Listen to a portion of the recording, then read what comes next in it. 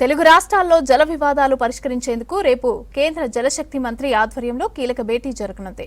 అయితే బనకచర్ల ఇష్యూనే సింగిల్ ఎజెండాగా ఏపీ ప్రతిపాదిస్తే తెలంగాణ అభ్యంతరం చెప్పింది. కృష్ణా పరివాహక ప్రాజెక్టుల నీటి కేటాయింపులపైన కూడా తేల్చాలని కేంద్రానికి లేఖ రాసింది. ఇప్పటికే ఢిల్లీ చేరుకున్న రేవంత్ రేపటి భేటీలో తెలంగాణ వాటాపై నిలదీయనున్నారు.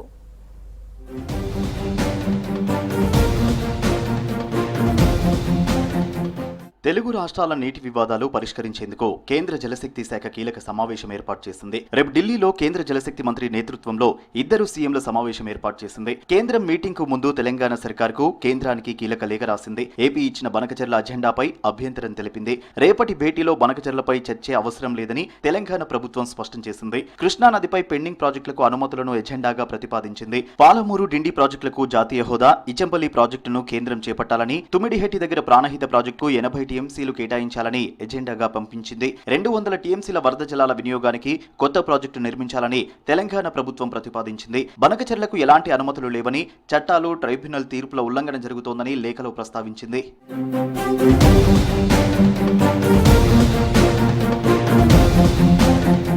రేపటి సమావేశంలో గోదావరి బనకచర్ల లింక్ ప్రాజెక్టుపై చర్చించడం అనుచితమని లేఖలో తెలిపింది తెలంగాణ. ఇలాంటి చర్యలతో కేంద్ర ప్రభుత్వ నియంత్రణ సంస్థలపై నమ్మకం పోతోందని చెప్పింది. ఢిల్లీలోని జలశక్తి శాఖ ప్రధాన కార్యాలయంలో రేపు మధ్యాహ్నం 2:30 సమావేశం జరగనుంది. రాష్ట్రాల తరఫున మాట్లాడాల్సిన ఇతర ఎజెండా పాయింట్లు ఏమైనా ఉంటే వెంటనే పంపాలని జలశక్తి శాఖ కోరింది. సమావేశంలో బనకచర్లపై చర్చించాలని ఏపీ ప్రభుత్వం సింగిల్ ఎజెండా ఇచ్చింది. ఏపీ సింగిల్ ఎజెండాను ప్రతిపాదించడంపై తెలంగాణ తీవ్రంగా ఖండించింది.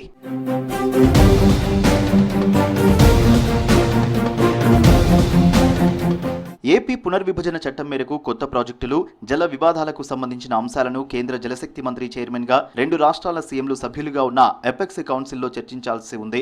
గత 10 ఏళ్లలో 2 సమావేశాలు జరిగాయి. ఇటీవల ఏపీ ప్రభుత్వం గోదావరి వరద జలాలను వినియోగించుకునేందుకు బనకచర్ల ప్రాజెక్టును ప్రతిపాదించింది. ఈ ప్రాజెక్టును తెలంగాణ ప్రభుత్వం తీవ్రంగా వ్యతిరేకిస్తోంది. సీఎం రేవంత్ రెడ్డి, నీటిపారుదల శాఖ మంత్రి ఉత్తమ్ ఇప్పటికే ఢిల్లీలో కేంద్ర మంత్రిని కలిసి అభ్యంతరం వ్యక్తం చేశారు. పర్యావరణ అనుమతులు, కేంద్ర జలసంఘం నుంచి అనుమతులు ఇవ్వొద్దంటూ లేఖలు రాశారు. గోదావరి బనకచర్లతో తెలంగాణలోని ప్రాజెక్టులకు అన్యాయం జరుగుతుందని రేవంత్ సర్కార్ గట్టిగా వాదన వినిపిస్తుంది. ఈ నేపథ్యంలో కేంద్ర మంత్రితో జరిగే సమావేశం ప్రాధాన్యం సంతరించుకుంది.